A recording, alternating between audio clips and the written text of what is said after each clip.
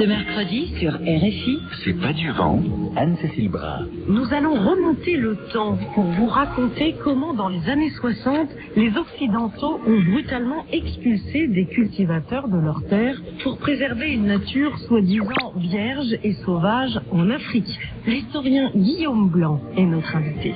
C'est pas du vent, Anne-Cécile Bras. du mercredi au vendredi à partir de 14h10 TU sur RFI. Atlantique Mobile, l'appli de Banque Atlantique, intuitive et performante, vous propose Appel pour l'actualité. Banque Atlantique, grandir ensemble. Appel sur l'actualité. 33 9 693 693 70.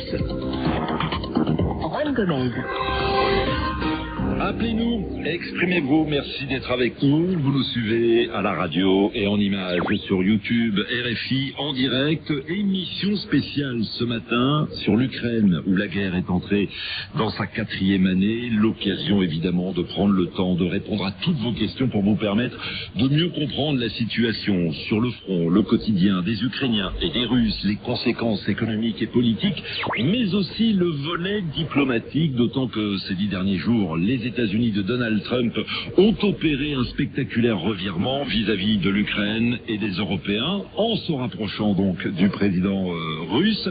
Du coup, à quoi ressembleront les pourparlers entre Washington et Moscou? Quelle sera la marge de manœuvre du président Zelensky? Comment les Européens peuvent-ils reprendre la main? Autant de sujets que nous évoquerons durant près d'une heure. Et à mes côtés, pour dialoguer avec vous, Ulrich Bouna, bonjour. Bonjour. Soyez le bienvenu, analyste géopolitique, spécialiste de l'Europe centrale et orientale. Vous êtes chercheur associé chez Eurocréative et vous avez publié aux éditions du Cygne La guerre hybride en Ukraine. Quelle perspective? Ulrich Bouna, 3 ans de guerre et ce lundi, 2 résolutions qui seront soumises aux Nations Unies. La première déposée par les Américains et la seconde par les Européens. Que peut-on attendre de ces votes? Alors effectivement, donc comme chaque année finalement,